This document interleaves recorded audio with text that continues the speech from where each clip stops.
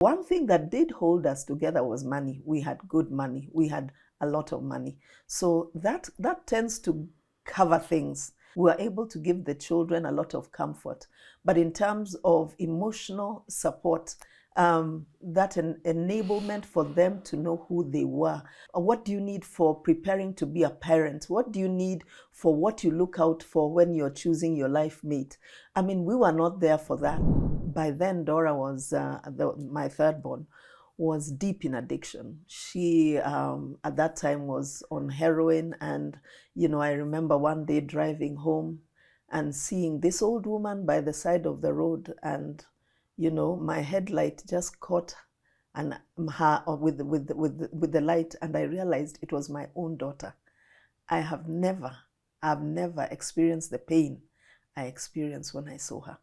And I cried out to God and said, God, am I going to bury my daughter? Am I going to not see her grow to the way you gave me a promise for? Because the promise on this girl's life is Proverbs 10:22.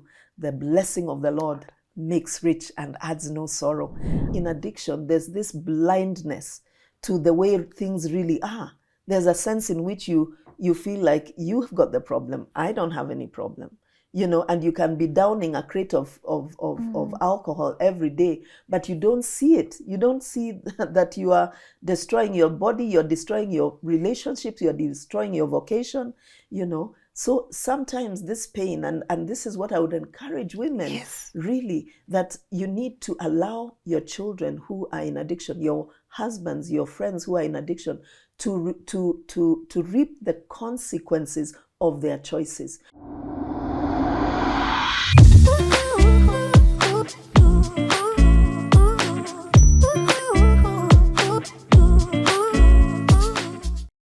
A very good morning to you and a warm welcome to LNS Rebuilding Restoration Series. My name is Lynn Ngugi. I'm telling you, you will love my guest today.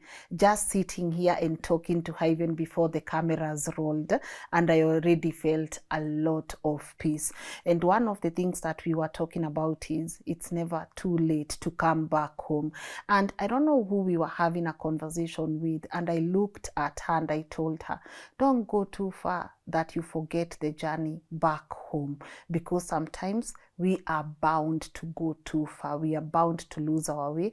We are bound to bring up our kids in dysfunctional families. We are bound to see our kids breaking, even in public. We are bound to witness so many things, but we can always go back to the roots and say, who really am I and why was I created to be on this world?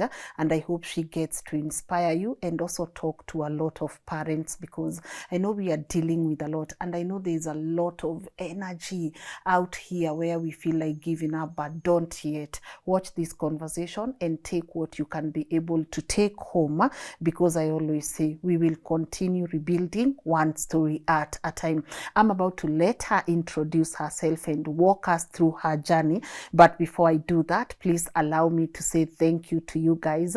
We are heading to 1 million subscribers. It's been amazing. You have been active participants of our work, and you have made sure that you correct us. You also walk through this journey with us. And guys, it would not have been mi usema ukipika chakula na watu wasikule, you are going to be demotivated, but we've sat here and made food for you, and you guys, you've said, Lynn, let's have some of this food, and I hope it has nourished your soul. So asanteni sana to you guys who are watching, and the incredible team that gets to put this work together, Scholar, Muga, Dama, and the entire team that you don't get to see here on screen, that makes sure that LNN continues impacting you guys one story at a time. And also our amazing partners at Kings Developers Limited and Maridadi. By now you know where to go get yourself beautiful apartments.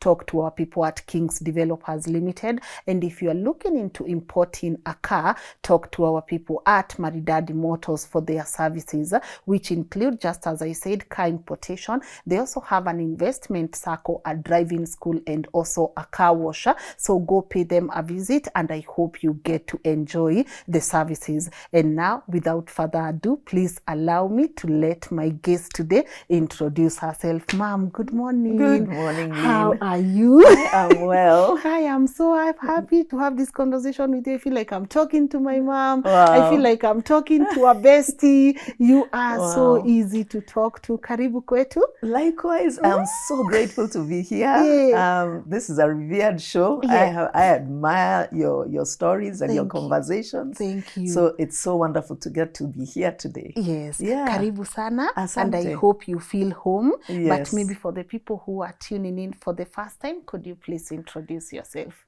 Okay, the lady sitting opposite Lynn this morning is one Emily Ngugi Obwaka, born some 62 years ago and counting.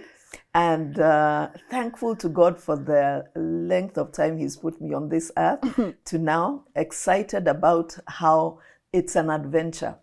I have 4 daughters, beautiful daughters, I might add. Angela, Joanne, Dora, and Nellie, all who are their own women doing life, pursuing their purpose. I have 5 grandchildren who are from Angela and Joanne. I am the daughter of a Mr. and Mrs. Nelson Kivuti, who are still alive and doing life in Embu. And oh, what an inspiration they are. They just celebrated 65 years. Actually, today is their 65th marriage anniversary. For real? Yes, happy, for real. Happy anniversary. Yes, 65 good years. 65 good years. Yeah. So excited to still celebrate them in the way God is continuing to preserve them. Yes. I have 1 brother, 2, and 1 sister. And apart from that, I am, apart from being a daughter, a mother, and a shosh. Yes. I'm a vocational woman. I am a woman who was schooled and went to dentistry, pulled teeth for the longest time, fixed jaws, broken bones, and then left that to do public health. So I've done some work in public health with Johns Hopkins University, the Center for Communication Programs, putting out campaigns, communication and advocacy campaigns for health, getting people healthy to change behavior. Then as I walked on that path, I had God knock on the door of my heart and say, you can be at the end of your life and not have done what I put you on earth to do. So I took another trajectory and went back to school and did a degree in missions, theology, and set my path on helping the church. I worked with the church for a good long time, worked with the NGOs, working with to empower the church to transform communities, an organization called Life in Abundance.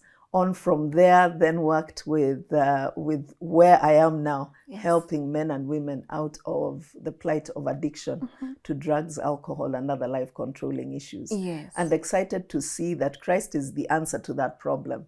People think it's a disease. Once an addict, always an addict, but not true. We have seen many come through and live free. And so it's excited. Hope. Yes, and there's absolute hope to both the person coming out of addiction and to those who surround them, because I know it's sometimes a hopeless story, especially for those who are watching somebody in addiction. Good. Yeah. You know what I just picked from everything that you've told us, including your area of expertise. It's never too late also to change directions in life. So true. And say, because sometimes I try to use the analogy that Les Brown used, and he says, one day you assume, this is you, we are laying you to rest, and this is you, your grave is here, and all your talents and all the things you could have done are surrounding you, and they are asking you, what did you do with us? We are here. And sometimes I'm always so inspired. When I say I want to die empty, I feel like you are what I mean. Because I feel like there's so much in us that we've not explored yet, because we are scared, number one, or number two, we don't feel confident enough to go down that road. Or number 3, we are scared of the biggest thing. What will people say? What will people say about me if I decide maybe I don't want to do this show anymore? I want to do something different. There's always that fear of what will people say. Have you ever struggled with it? Actually, I came to realize that I'm my own limiting factor. That once I have made up my mind to walk through the difficulties of the challenges you've spoken about, then I am the one who, by who I believe I am, what I believe I can do, I am the one who can take myself to where I know or I sense God has led me to be. In between these changes of direction, Lynn, one of the things that came to mind is, where do I begin? Who knows me, even in the church circle? You know, here coming out from corporate world, international NGO, and now working with the church, who even knows me there? I remember having months on end where there was not even a single, like, someone messaging me, or, you know, because I was not in that space. People didn't even reach out to me. Who am I anyway there? But as you walk the pace, one day after another, you gain understanding, expertise. Then you find your level, and you find, you know, yes, this is where I'm supposed to be at this time. And I'm contributing usefully to this sphere that I am. And then you walk down that journey, and one day you realize, like at the end of dentistry, I thought, I do not want to pull teeth anymore. I don't want to be in the place where I'm looking down people's throats, and you know, that's not where I want to be. And started to ask, where else? What else? You know, what should I do now? And it takes boldness. It takes courage. It takes faith. It takes believing that there is so much in you that still needs to be explored, that still needs to be brought to light. And you walk fearlessly. That's beautiful. And you know, the theme of our conversation, of our show for this year, and the better part of last year, we are talking about rebuilding or restoration. What I asked your daughter when I hosted her Murugi, and I said, what are you rebuilding? And she said, Lynn, I'm not rebuilding, I'm building. You raised strong ones. I'm building, you know, but we are building, we are rebuilding, and our lives are getting restored. Which one is happening for you right now, and how? I would say different aspects. I'm building in some. Good. You know, I see I am needing to build in entrepreneurship. That is a building area for me. That's a vocational mountain I am building. Okay. Yeah. My own life, I feel, I'm always rebuilding, because as you say, you bring up children, and then you start to look and see, wait, there were many gaps here. There were many things I could have done differently. So almost like rebuilding now with the next generation, and saying, how can I help? How can I contribute to their doing a better job than what I did in my time? With the, in hindsight, your 2020, vision. So how can I help them, in that venture? So I feel like that's a rebuilding of, that opportunity to speak into people who are growing up, and what is important, what is of value. And that's what I've realized, it's focusing on what is the most valuable thing you need to be focusing on, because that will take you the distance. What Restoration. else? Yes, restoration. How do I restore some of, the things that I did wrong? How do I get them to, in this generation, be better implemented? Good, beautiful. And we are talking about going back to the roots. For someone to go back to the roots, it means they came out of the roots and they veered into different directions. This is the part I take a seat back and let you walk us through your story. Because for you to understand there were gaps, for you to understand I need to rebuild, for you to understand that this needs to be restored, or it's been restored right now, obviously, someone said you can't connect the dots looking forward. You can only connect them looking backwards. So could you walk us through your journey so that we get to understand how did we get now here where you decided, I don't care what anyone says, I'ma do what God wants me to do. Yes. I don't care how many friends I have. I don't care Yes. what has gone on in my life. I'm going to rebuild, and I know something will be restored. Amen. That's a Amen. good one. Yes. Let me dive into it. Okay. So, as I said earlier, second born of a family of 4, Yeah. and a Christian family. I'm a 4th generation Christian. So we had it all worked out. Church, ni kila Jumapili, Bible studies. I belonged to the choir, looking like a very straight road that will never have any bumps, will never have any problems.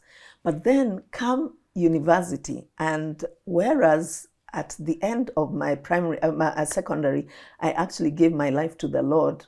When I came into university, there was this big rumor going around. If you marry a Christian, you will be bored to tears. Like, do not go there. Hey. Imagine. They said that? Yes, alive from the pits of hell. Yeah. So here I am, yes, I'm going to the Navigators, I'm going to, see you occasionally, but my eye is really on the rugby field, and on the football field, and where those guys who look that they have it together. Tall, dark, and handsome. We see you, Mom. Yeah. Six-pack. Six-pack. That height, And my husband, who I fell in love with, happened to have been playing for Gor Mahia. Ooh. So he was an international football player. Yes. He was doing that, in his room. He had this TV. He was going places. And who is this girl who now fell for? This man.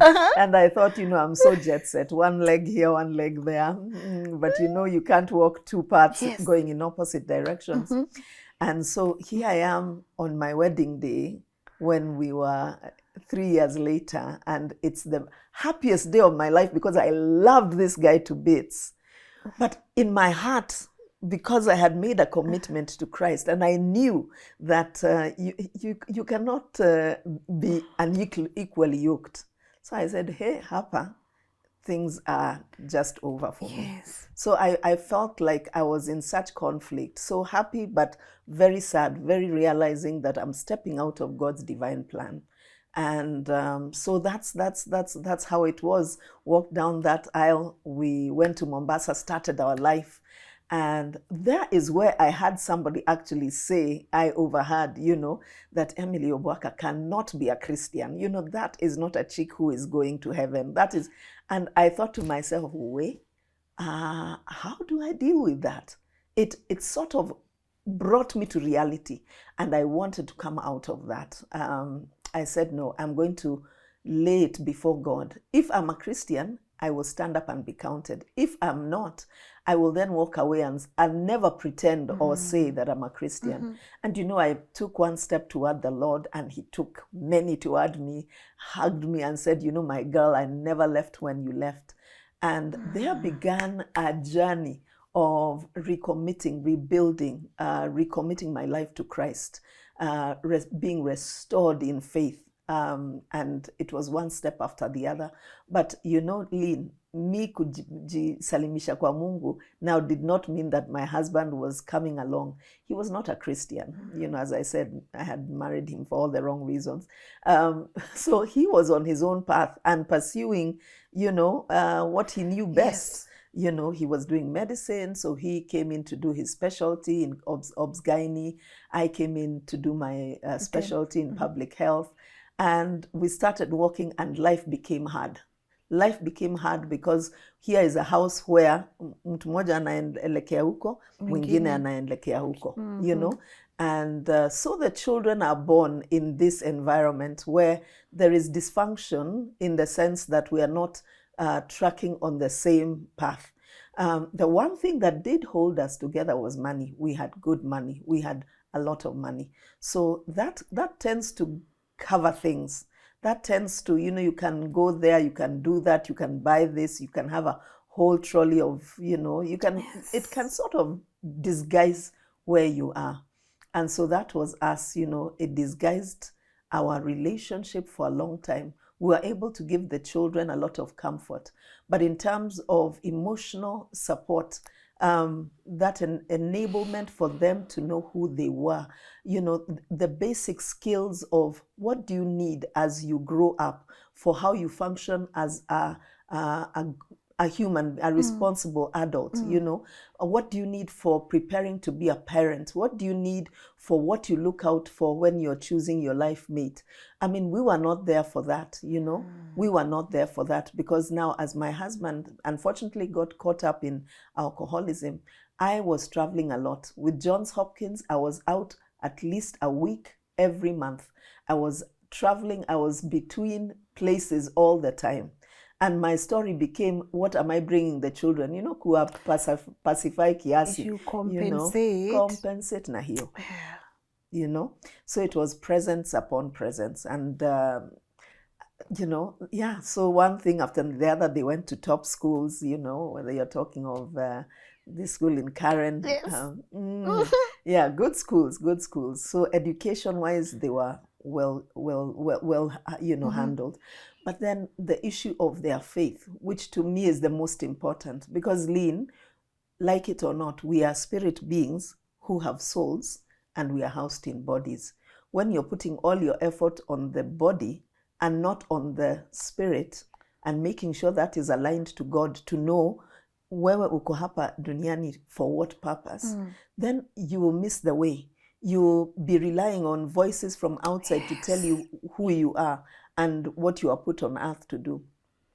So unfortunately, that I didn't pick up on those gaps until much later. So you find my first two daughters, and we share these stories quite openly. Yes. So they both had children outside before they got married. And then my third born went into addiction. That was so hard to watch, as you try and hold the pieces together but don't know where it's, Oh, I can tell you that was a difficult time.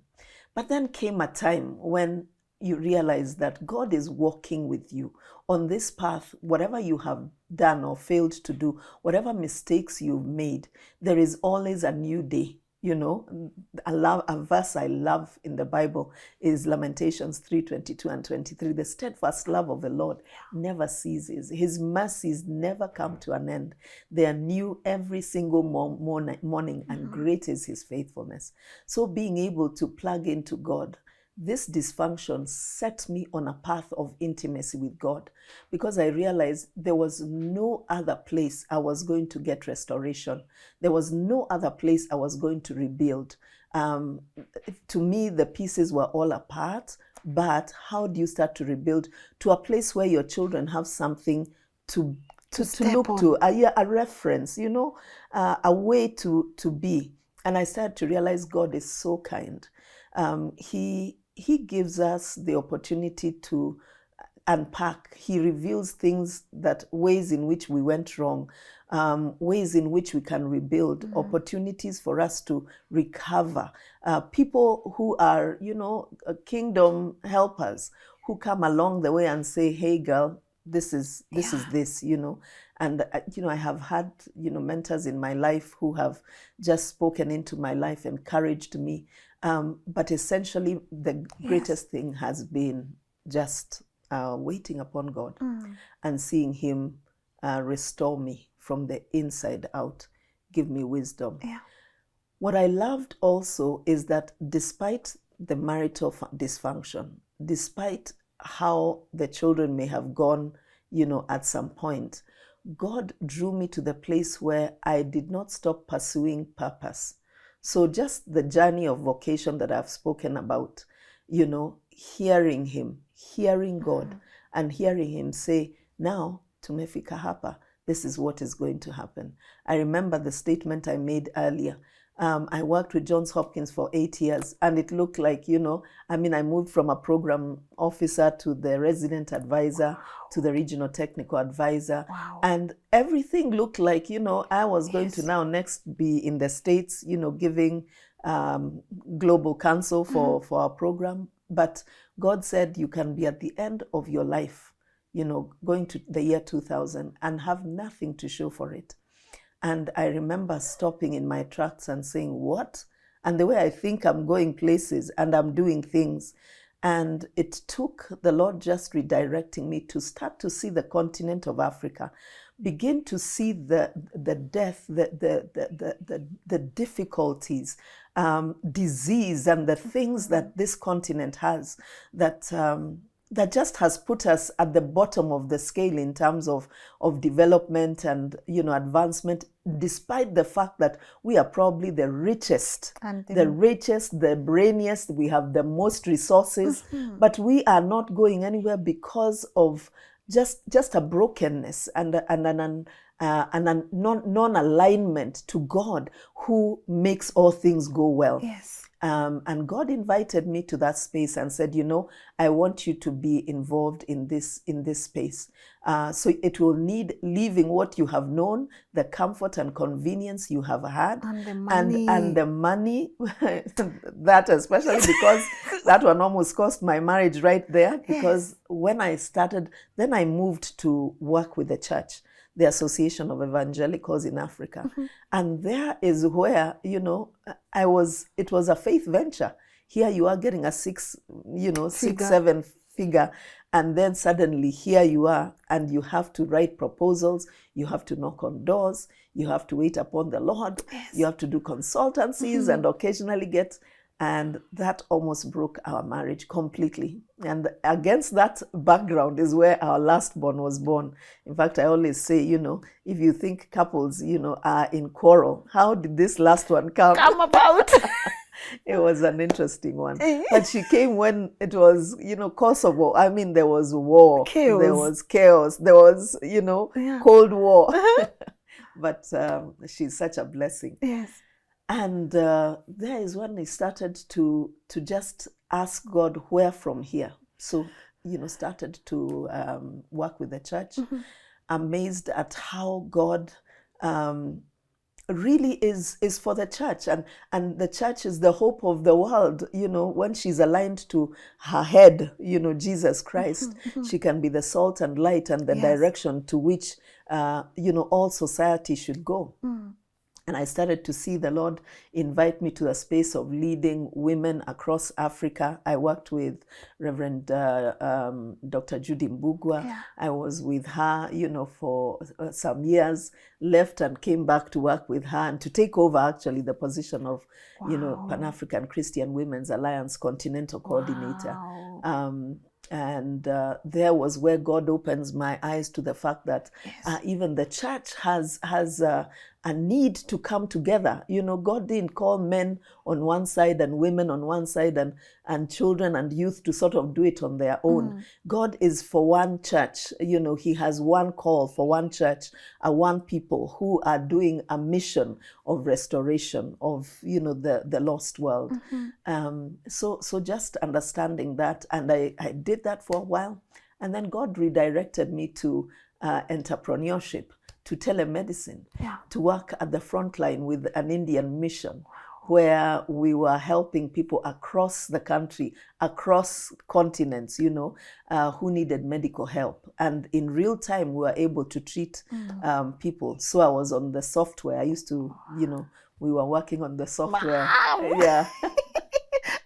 Yeah, that was fun. Yes. That was fun, but a great challenge because, Asians have a different culture to how they approach, life. And it was missions frontline, but very exciting. I did that for some years. We realized the market was not ready for telemedicine per se, that we were not going to get very far at the stage we were. And interestingly, God connected me with another telehealth medicine from South Africa, Hello Doctor. And I did that for some time. And then that is where he caught my attention in terms of the addiction story. And by then, Dora was, my third born, was deep in addiction. She, at that time, was on heroin. And, I remember one day driving home and seeing this old woman by the side of the road, and my headlight just caught her with the light, and I realized it was my own daughter. I've never experienced the pain I experienced when I saw her. And I cried out to God and said, God, am I going to bury my daughter? Am I going to not see her grow to the way you gave me a promise for? Because the promise on this girl's life is Proverbs 10:22. The blessing of the Lord makes rich and adds no sorrow. And I remember crying out to him and seeing him turn things around, talk of restoration, talk of transformation, to where she eventually came to Teen Challenge and came right, aligned to God, surrendered to him, because that is the only way out of addiction. That is the only way out of dysfunctional life. And just watched her grow. In Teen Challenge, I started the Women's Center, and that was exciting. My daughter Angie was actually invited to work in South Africa. Yeah. And at the time I was opening the center, she could not get a visa to South Africa. And she was my first employee, in the Women's Center. Look at God and how he organizes things. So we worked alongside one another. And we saw many women come into the center. Even now, the center is going on. I think we are in our 6th or 7th year. Yeah.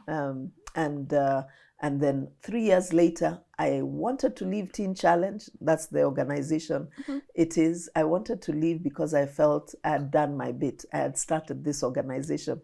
God hijacked me and said, now you'll lead the organization. So I came back as the executive director in 2018.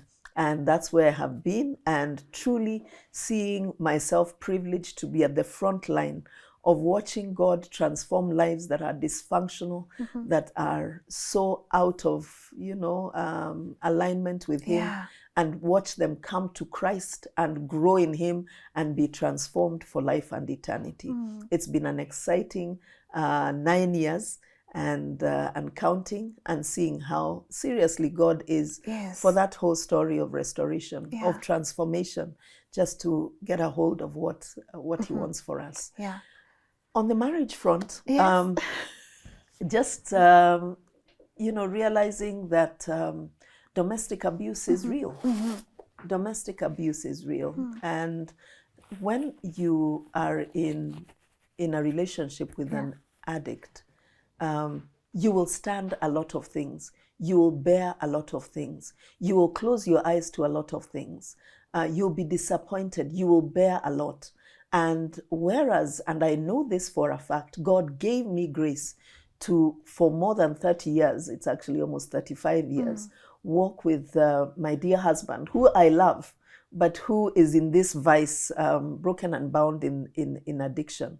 Came to a point where, a couple of years ago, we realized, what, you will need to chart your own path, and I will need to chart mine.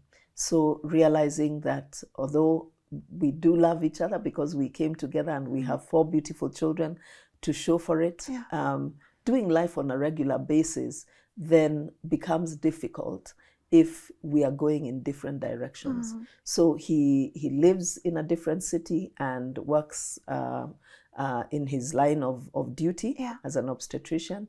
And I live on Kiambu Road. Yes, yes. How is that for your children? What conversation did you guys have? Because they've grown up with the both of you. Do you sit them down and tell them, Mommy and Daddy, they need to part ways now? It's very interesting you should ask that, because initially the conversation was, Mom, why do you stay?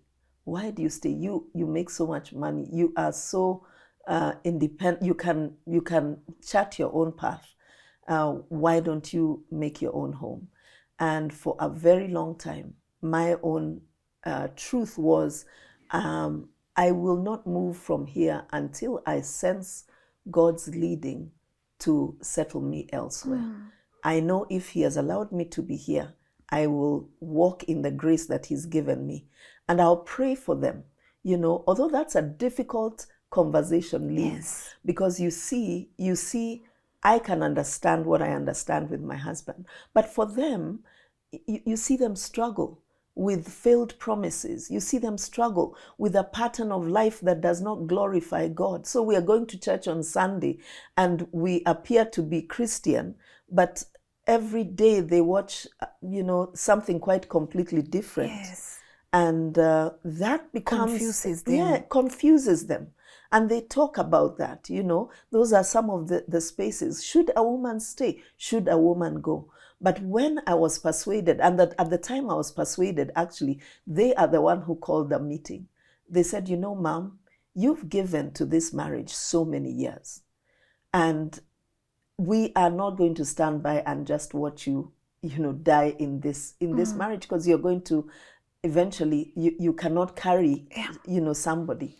And I remember having come to that meeting with my narrative. I always was ready to tell them, listen, grace is sufficient. I am well able to continue. As long as God graces me to continue, I will continue. But that day, for some reason, God gave me just a sense of, what love looks like in this season. It is stand up and take a walk. Help this man to understand that there are consequences to the choices he has made, to the place where he'll be able to see and be able to come to the place of realization that, I have lost my home, I have lost my wife, I've lost my children.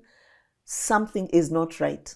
Because, in addiction, there's this blindness to the way things really are. There's a sense in which you feel like you've got the problem. I don't have any problem. And you can be downing a crate of alcohol every day, but you don't see it. You don't see that you are destroying your body, you're destroying your relationships, you're destroying your vocation, So sometimes this pain, and this is what I would encourage women, really, that you need to allow your children who are in addiction, your husbands, your friends who are in addiction, to reap the consequences of their choices. Because as long as you stand in the way, you are the one reaping those consequences. You're the one wondering and staying awake at night, 3 a.m. Someone has not called. What is happening in this Nairobi? What could be going wrong? The number of accidents. We went through 5 cars, head-ons, complete, Mercedes is destroyed, 504, a Pajero just completely destroyed because of drunk driving, and yes, there is the place of making sure your heart remains uncluttered, because that's the other thing. You can be so cluttered with bitterness about the difficulties you've been through that you do not have any shred of love towards this person. You do not have any even sense of, I can pray for them.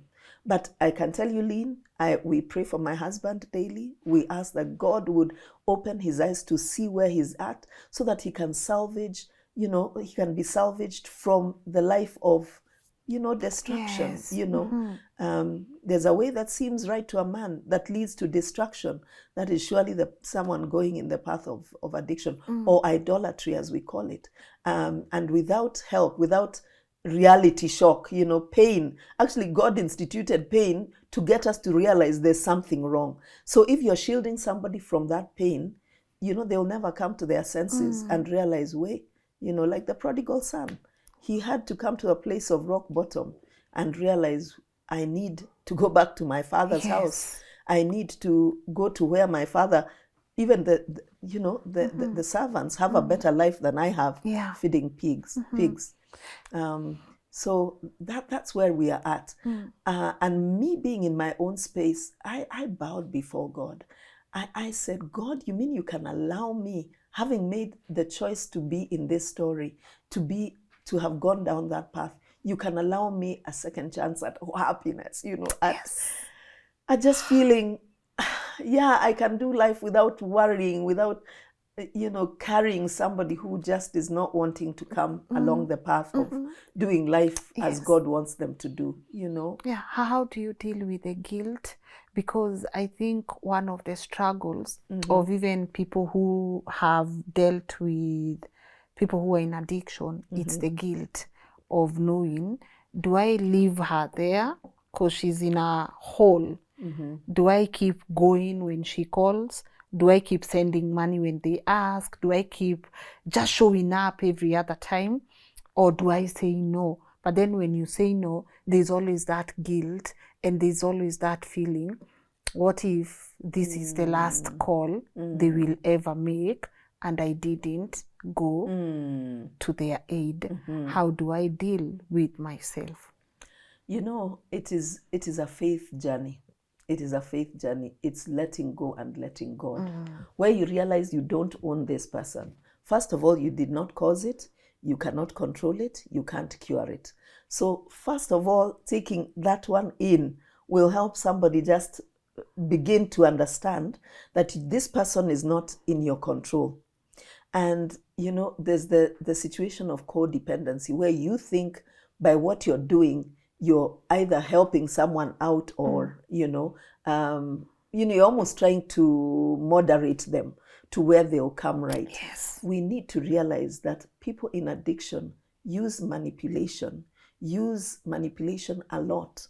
And the person who is the core beside them will be an enabler if they allow guilt, sympathy, false hope, or just that fear to cause them not to act in the way they should act.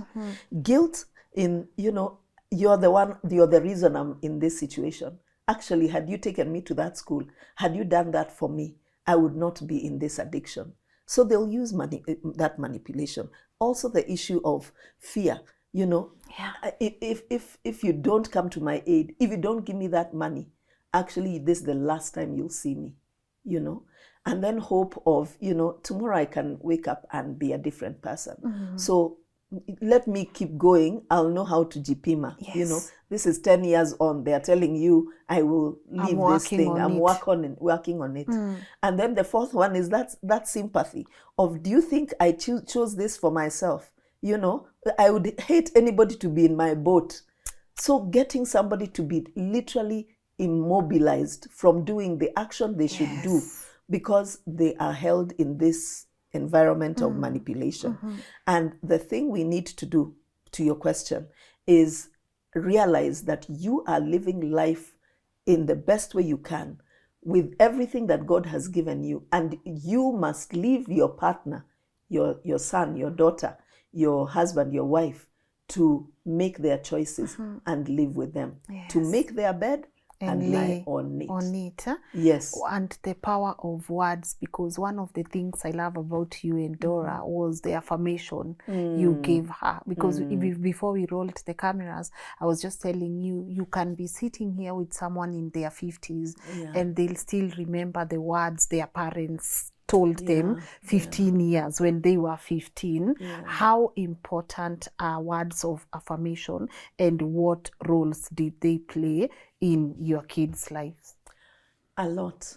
Words of affirmation are everything. The Bible says that the power of life and death is in the tongue. What we speak is not just words. They form in the mind, in the soul, in the spirit of the recipient, of the one that you are speaking to. And especially an authority, a mother, a father, an uncle, somebody of importance. When you speak to your child from a place of what you are seeing them as, you can literally destroy them.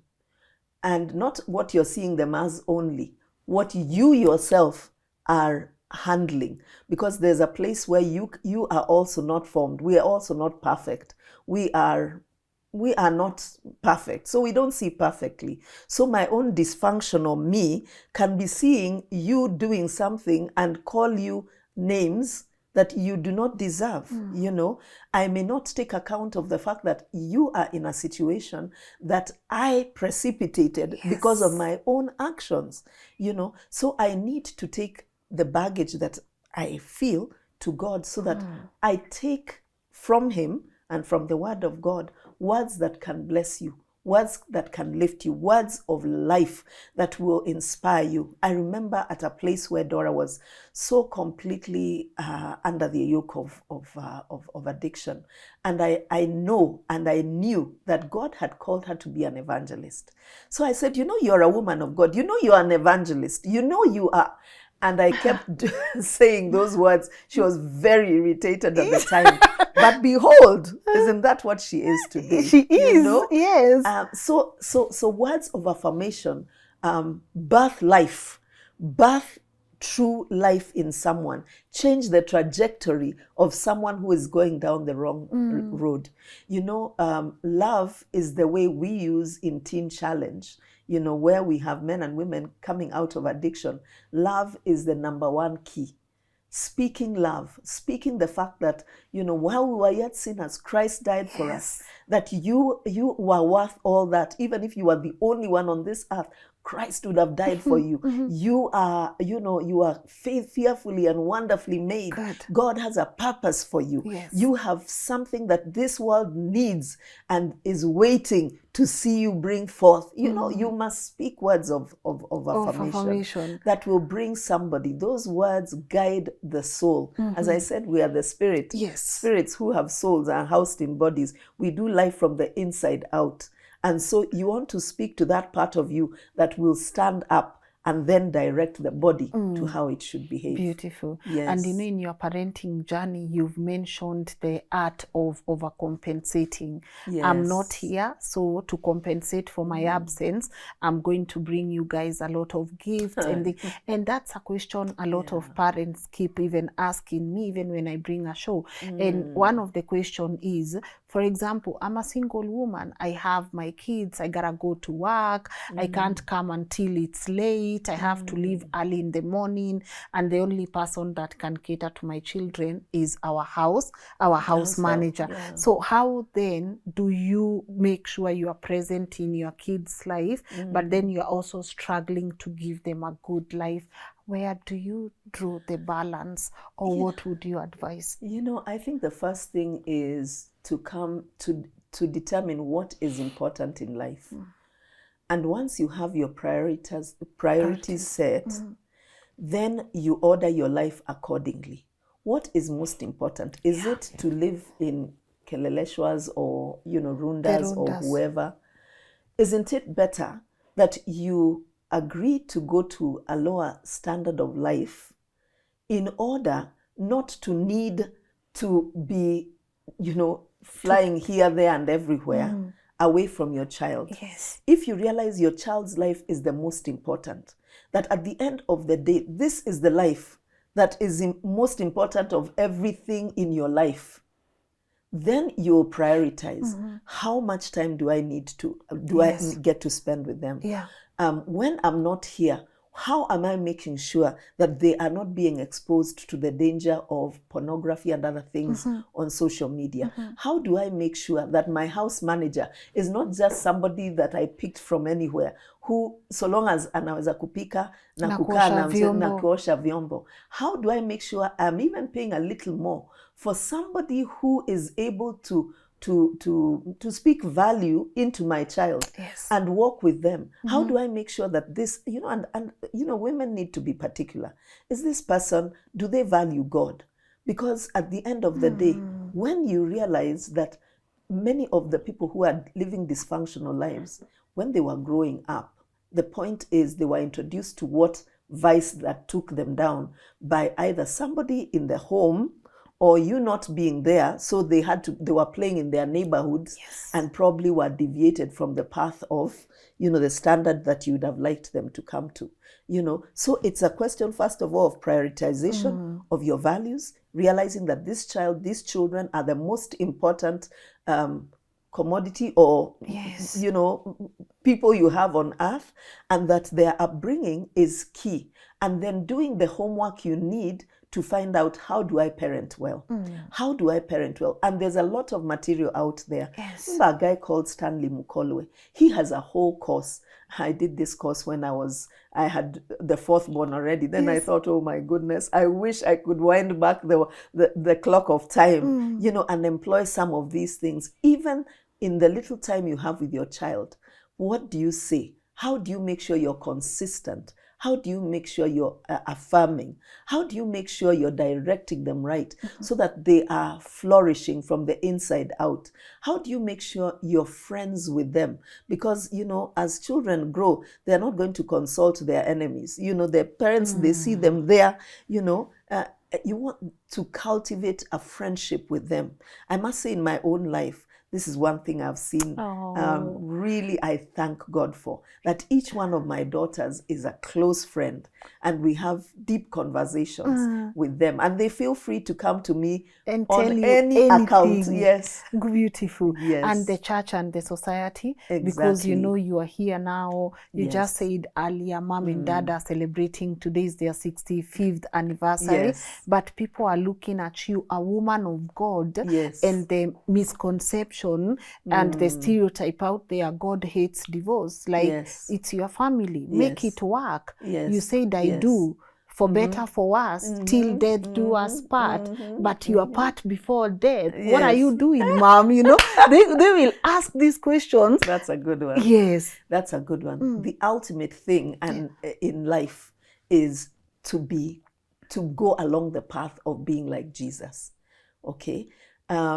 We're just doing a course right now. I've just been reminded, in biblical counseling, where our leader is constantly telling us that the epitome is not the two together forever, even where there's killing each other, where they're giving each other poison, where there's just toxicity.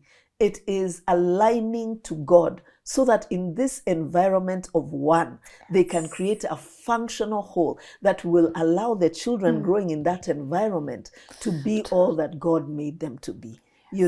So the highest thing is not ukae mpaka, hata ikishindikana nalemelea hapo. You're being beaten, you're being, abused, you're being, but you stay there because it, For better, for worse. better, for worse. The thing is, when it's not working, seek counsel, seek direction, speak out. Don't sort of pretend everything. And this is where we must, encourage our women and relationships. Speak out when it's not working. It can be made better. I was talking to a lawyer friend actually the other day, and she was telling me that she's a lawyer friend, and she was saying that couples who blow the whistle on one another, somehow there seems to be a reconnection to where life becomes better.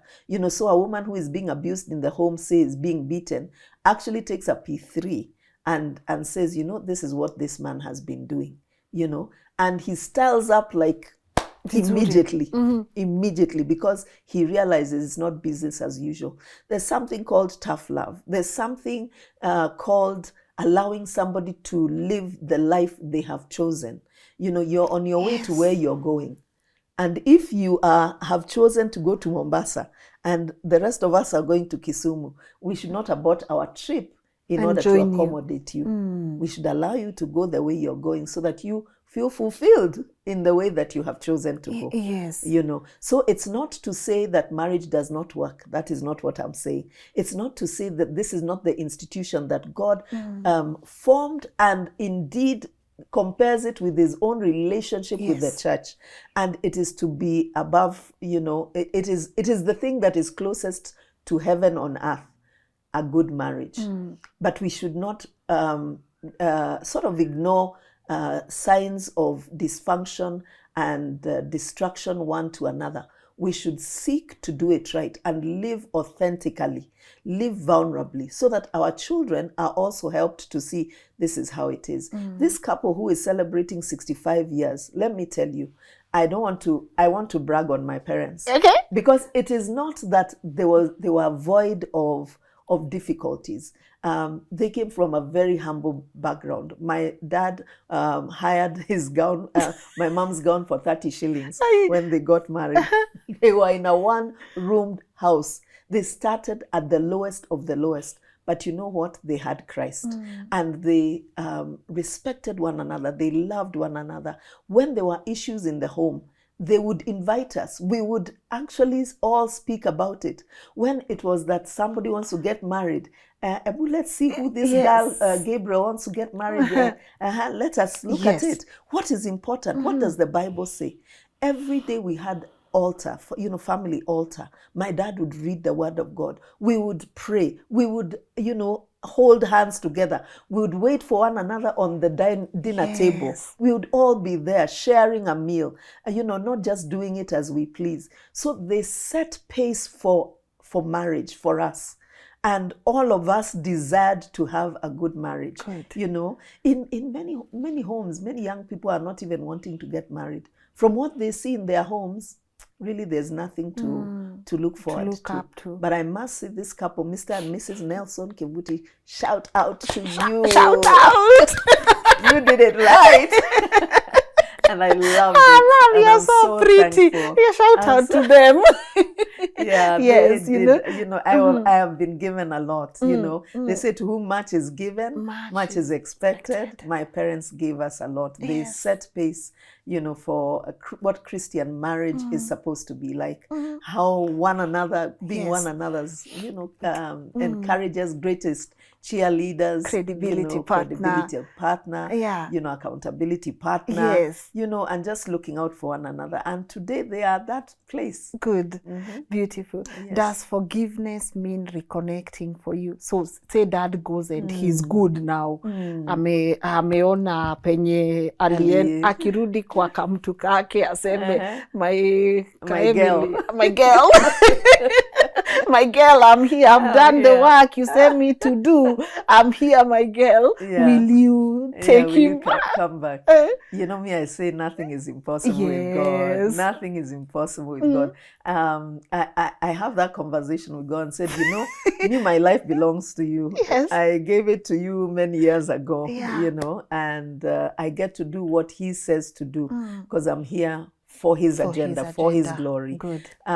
So forgiveness is there, definitely. Yes. And to anybody who is ever struggling with forgiveness, please don't even think twice. You need to forgive because we have been given the grace to forgive. We have sufficient grace to forgive before we are even offended.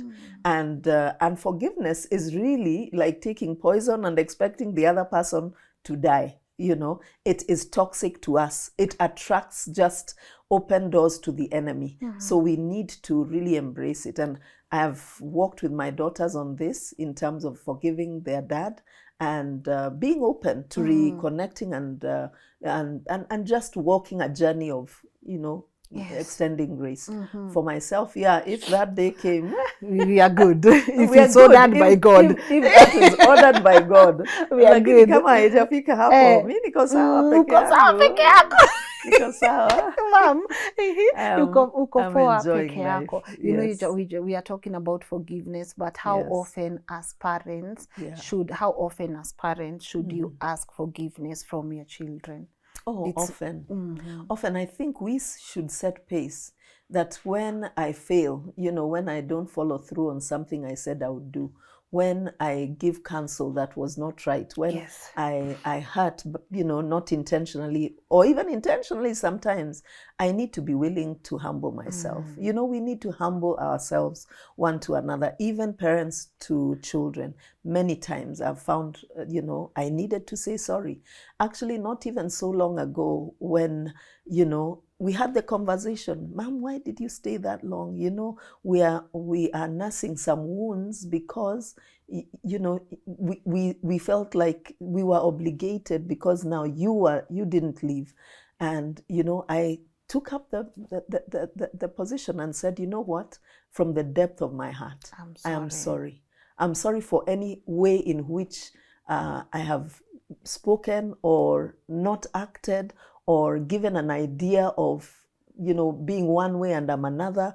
Forgive me because none of us is perfect. Beautiful. None of us is perfect. And we need to walk in that humility. This is for everyone that is watching. Friendships. Did you lose friends? Did you gain? Because there are people who were with you because you are walking this particular path. Then you come back. Do they come back with you? Or were you okay losing friends and gaining other friends? The truth of the matter is that being in a relationship with someone in addiction or a dysfunctional home isolates you, because it's not the story that even your church buddies want to hear. Wow. You find yourself doing life alone a lot of times, and only having one or two friends, soulmates, prayer partners who know the story, who are walking with you. I remember God gave me two very special friends who, by, I don't want to say coincidence, were also walking journeys of difficulties in their own marriages. Yeah. So we made a good camaraderie. We were good friends, and we continue to be to today. Wow. In one of the cases, God restored, and what a beautiful relationship she has in marriage. The other one, yes. They went apart, and I think the husband died. And I'm sort of in between, and looking to God. So it's really taking it for what it is. You see, you don't want to be fake, when you make friends, like you're in a group and everyone is sharing their story, and if you were to open your mouth and the hell will break loose. Where? It would be bad news. So you don't talk out. Yes. In fact, even my own family didn't know about this until when, I worked for the church. Yeah. And there was a stalemate where, there was an ultimatum given that you need to not continue in this job. You need to work in a job that is fruitful. And we called the family, and for the first time, they appreciated the kind of, relationship we'd had, and the struggles we had had. And the vulnerability. Yeah. So we thank God. One needs to live authentically. Let God be your best friend. Yes. Let your daughters, your sons, your immediate ones that God gives you, be ones that you can share. Because you do need people along this journey. You can't do life alone. Human beings were not made for living life in isolation. Yeah, no man is an island. No man is an island. Yes. Yeah. But I want to wind up, Mom. But before I do that, as you drink your coffee, one of the things I noticed, you are categorical. Lynn, can I have it with honey, please? So I realized Mom is not a sugar person. I don't want to ask you how you stay young, because one of the things I'm learning to appreciate is aging. Yeah. We cannot continue saying, oh, I look young. Looking old also or aging is a gift. It's a gift. It means you've seen an extra day, you've experienced life, and you still have the gift of life in you. Yes. But Mom, I'll do a great disservice to people who are watching if I don't ask, how do you stay this fit? How do you stay this fit, Let me tell you. Hey, Amani Grace. Kuna Grace, kwanza hiyo ndio kwanza. Lakini about 3.5, 4 years ago, the Lord spoke to my heart and said that if you continue to live as you are living, you will not fulfill the purpose for which you are here. Your body will not carry, the body has to carry you to how long you need to be here on earth. So he corrected me. He said, cut out all processed foods. Do not eat processed. 2, start to exercise. Start to keep fit. Yes. And so I took those things. Hey. I'm very obedient in those matters. Yes. So no sugar, no processed, and we are doing our squats and we are my sausages, my bacons, my and no. So you're back to the roots now. I'm back to the roots. You are to I'm back to Nduma and Gouache and Mahindi. Githeri is my best dish. Yes. That's where I flourish. I love those kinds of things. And then there's a program I found on the internet, a lady called Lucy Wind and Reed, and she does exercise. So Mindio, huyu kila No, Mom, you're fly. Like you look amazing. Thank you. So tuachane na sukari kabisa. Tuachane.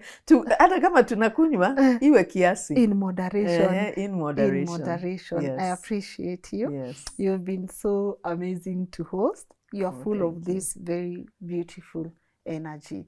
As I said, you walked in and I felt like I was just having a conversation with my own mom, which is very beautiful. But where can people find you? And also, before I wind up, is there anything you wanted to touch on? That feel free, hatuna haraka. Okay. Yes, if there's anything you want to touch on, feel free. Okay. Yes. Let me give out a shout out to the organization I work for, because I know many people have relatives, friends, neighbors who are in addiction. Teen Challenge Kenya is an organization that started 59 years ago and has 145 countries that has the program that helps people out of addiction to drugs, alcohol, and other life-controlling issues. And they do it through discipleship, helping people to know Christ and grow in Him, understand who they are, whose they are, and how to navigate life in the right way by the Bible standard. It's a 1-year residential program. We have 3 centers in Kenya. We started 16 years ago, 2 in Kiambu and 1 in Nakuru, 2 for men and 1 for ladies. We don't mix the 2. Okay. And then we help people just come to the place where they're able to do life right. You can come to us. We have a website, www.teenchallengekenya.org. You'll find all the information for how you can get to us. And we welcome your questions. Yes. The other thing is, for me personally, I have an Instagram page. Yay! Yay! Mwambie yote. At Emily Obwaka. Yes. Yes. Good. Yes. They will that's be how you right can there get, right. to follow you so that Yes. we can be able to get encouraged. Yes. Mom, your vibe. Thanks, Lynn. You don't know, you Ujaingia make me feel TikTok? good. Sijaingia hapo bado. Ingia witaptap.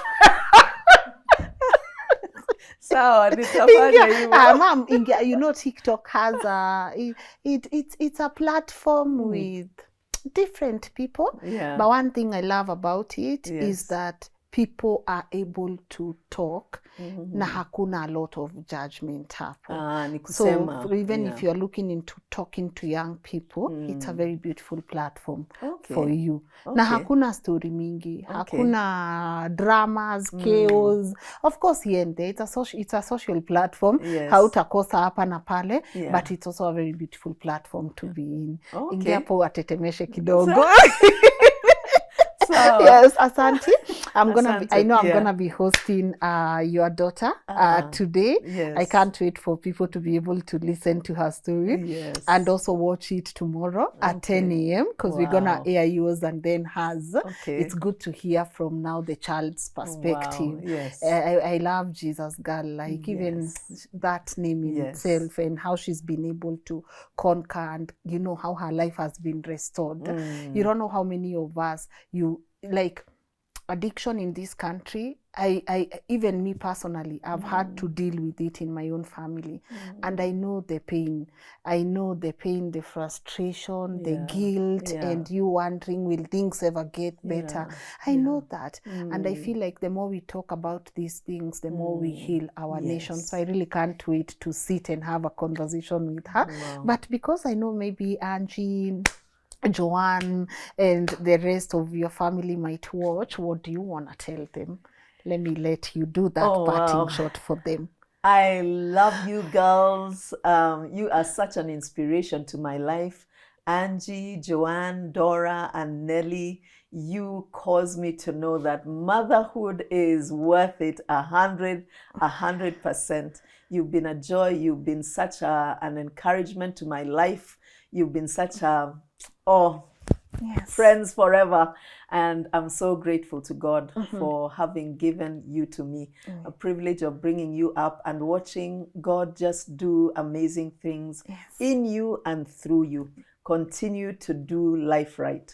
And praying for you daily. Beautiful. God bless you. Bless you too. Yeah. And thank you for being an inspiration on our platform. Happy Mother's Day in Thank advance. you. Thank and you. I know people have learned a thing or two. And I hope we can continue, as I said earlier, healing our nation.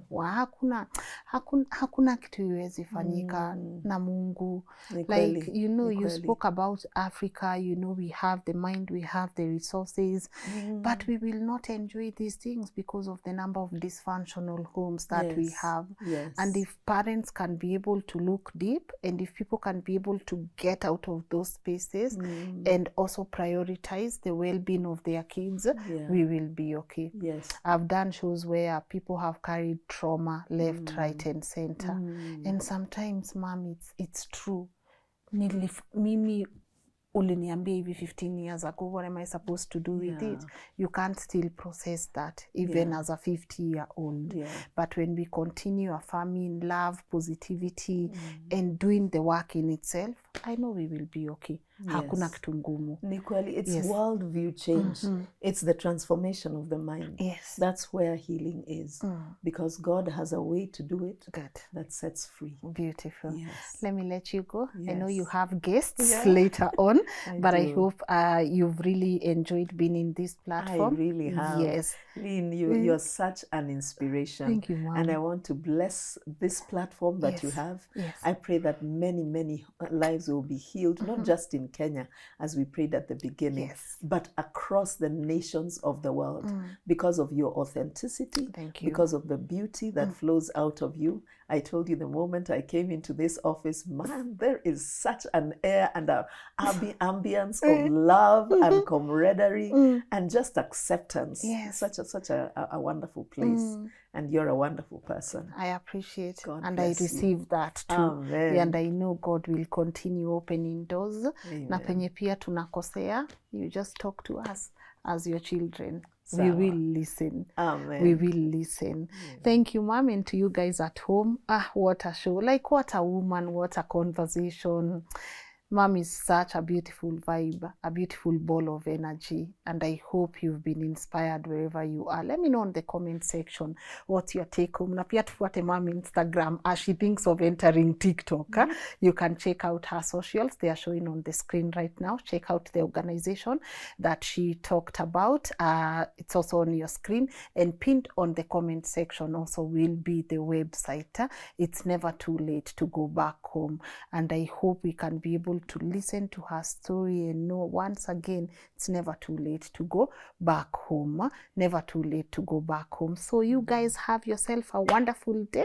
I'm gonna see you tomorrow at 10 a.m. We are hosting Dora. For me, it's an amazing opportunity for us to be able to hear how her life has been restored and how she's rebuilding her life. So don't miss that episode tomorrow at 10 a.m. And also to say thank you to the amazing team that puts this work together, Scholar Muga, Dama, for putting this conversation together, and also the amazing team at LNN that you don't get to see here on screen. The people who make our work easy, Akina Joshua, Valerie, Mutange, our amazing editors. We appreciate you. Thank you for taking your time, and also our beautiful partners at Kings Developers Limited and Maridadi Motors for sponsoring our content and making sure we continue to grow as a brand. So do check them out. Kings for beautiful apartments and Maridadi for great cars. Mama, unaendesha gari gani? Your dream car ni gani? My dream car is a Land Rover. It's a Land Rover. Yes. Beautiful. Uende wapi? Maridadi. Na waambie nimekutuma. Si ndio? See mom coming through for a girl. Nitaenda. Uambie nimekutuma. They'll take good care of you. Sawa. Guys, me I'm out of this place. See you tomorrow at 10 a.m. Bye.